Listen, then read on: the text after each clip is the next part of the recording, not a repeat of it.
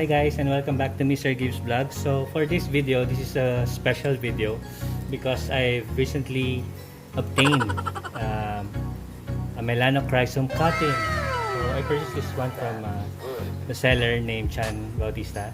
So lalagay ko na lang yung link niya somewhere siguro dito. So I got 2 nodes, and then I got it with the small sprout. So after a week now, so it has grown to this one. So I hope it's clear in the frame, and then another sprout will come out here. There. Let's try to put this guy in a pot where he can grow better.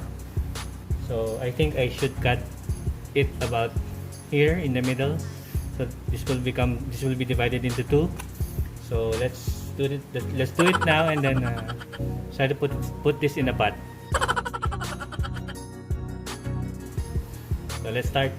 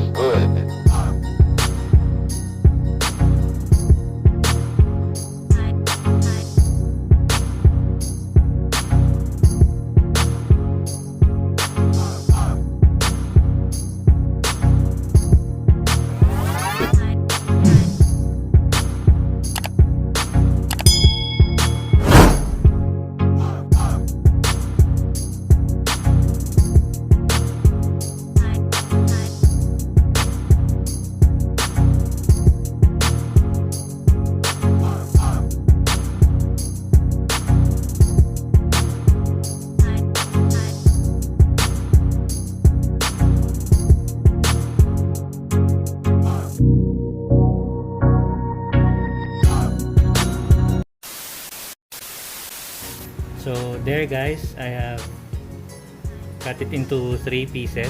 So 1, 2, 3, and I hope they will grow into big Melanochrysum philodendrons. So I'll update you on the part 2 or 3 of this video. So see you on the next one. Thanks for watching. Bye.